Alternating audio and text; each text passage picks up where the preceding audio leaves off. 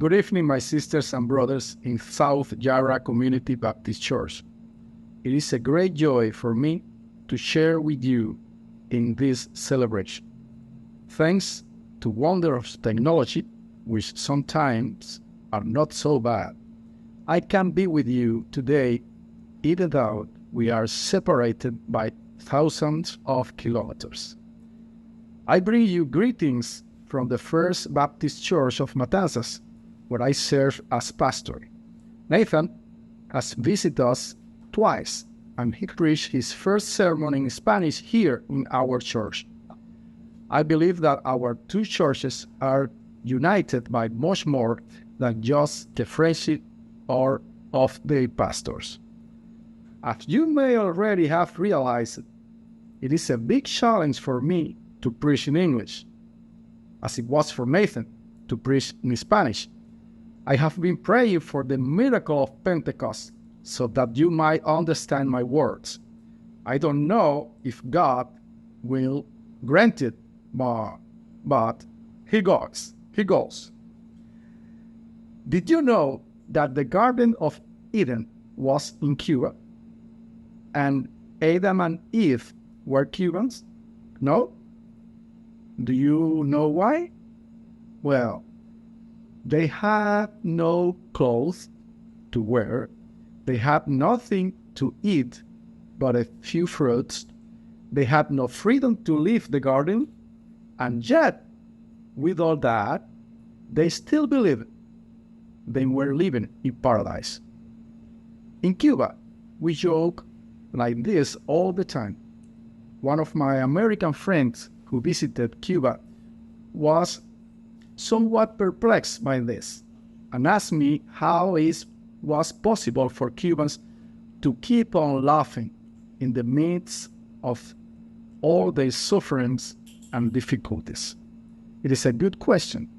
Humor is an important resource in most cultures all over the world, but we Cubans make jokes about everything, and in particular about the problems and challenges we face on a daily basis. It helps us to cope, and it gives us strength to go on living. We Cubans are presently living through one of the worst periods in our history. The scarcity of basic essentials have given birth to a sense of hopelessness that has led almost 3% of the population to emigrate from Cuba, seeking a better life. The inability of the government to resolve the situation stirs up more discontent among the people. The authorities are responding with increased repression when faced with any criticism or show of dissent by the population. Today, more than 1,000 people are in prison in our country for protesting and expressing their discontent and desire for freedom. Many wonder, how long? How long? Where is God? Our situation seems a bit like Jacob's situation in the story we hear from Genesis tonight. There are differences, of course, but Jacob too is facing one of the worst situations of his life. He's on the run, fleeing from the wrath of his brother Esau, because he had stolen the birthright and blessing that traditionally belonged to Esau as Isaac's firstborn. Jacob is now running away. He is in the middle of the desert, a threatening and unfamiliar place. He's not sure of anything anymore. He doesn't know what the future holds. He's going through a time more traumatic and difficult than anything he has ever faced in his life. His world is turned upside down, and he's not sure if God is with him. Night comes, and there is nothing else to do but stop and rest. With a rock for a pillow, Jacob falls asleep and has a very strange dream. If you sleep with your head on a rock, you will probably have strange dreams too. In his dream, Jacob sees a staircase that goes from earth to heaven, and there are angels going up and down the stairs.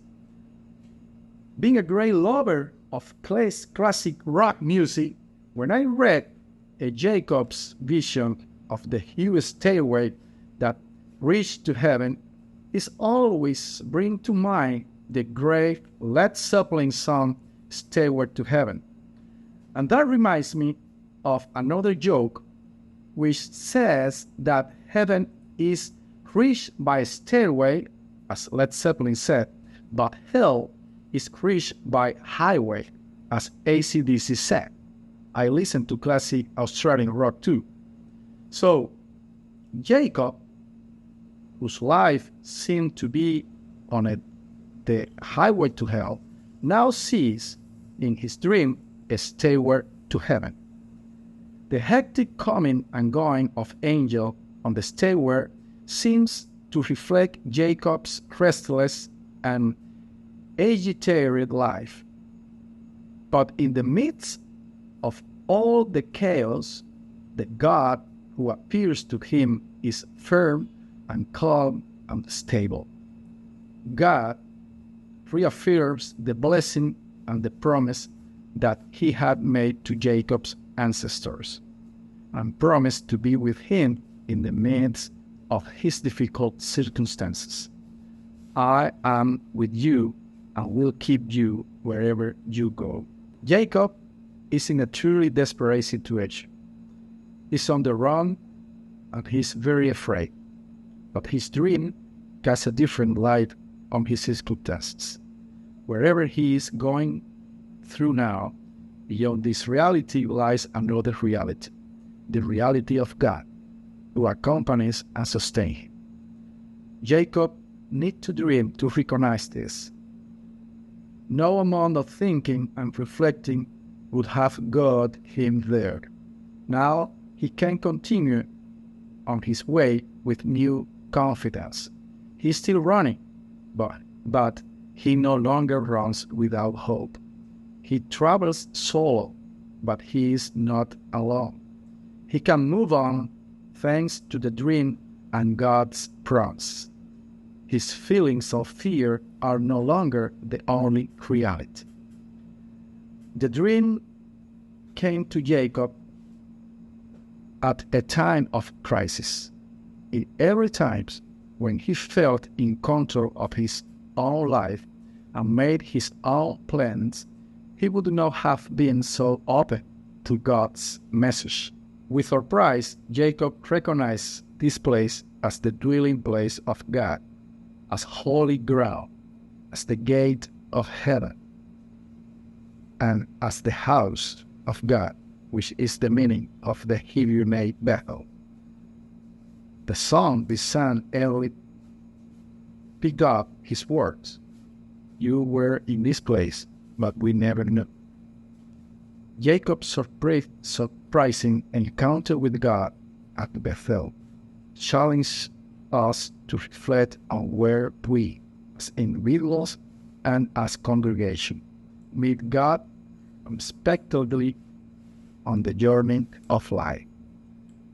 As stunning and majestic as Jacob's dream is, it is also intimate and personal. Wherever we face, we do not have to face it alone. God goes with us. Although we may be lost and confused in a foreign land, like many of my Cuban sisters and brothers who have had to emigrate, and although suffering and hopelessness overwhelm us, as it often does in Cuba and perhaps also in Australia, God does not abandon us. the place of desperation becomes holy ground, the house of God, the gateway of heaven. Our desperate situation are never beyond the reach of God's care and activity. Even in the midst of death, God is with us, ready to act, to guide, to teach, to liberate, to challenge, and so much more. There is nowhere we can go where God is not already present and at work. All our conflicts can be the holy ground where we met God, and that encounter will always bring change. The miracle is not that God appears and bursts into our life. That happens all the time. The miracle is that we recognize it within ourselves in the midst of our difficult situations. The stairway to heaven is revealed in the darkest places and situations of our life, in the difficult and dangerous places, in the situation where we least expected it. As we said, surely the Lord is in this place, and we did not know. I come from a country that never tired of asking, how long? How long? A country that seems to have lost its way. The most commonly heard phrase in Cuba today is, it's not easy. It is very like your Australian phrase, life wasn't meant to be easy. We Cubans say it all the time, over and over again, to remind ourselves that we have a tough road to face every day. We say it to encourage each other in the struggle. It is like we are telling ourselves, you are not the only one who is going through this. And of course, many times we say it to excuse ourselves for not following through on something we have promised. It's just not easy.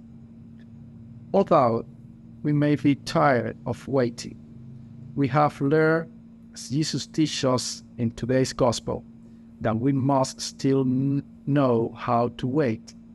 Patience achieves everything, as Saint Teresa of Avila says.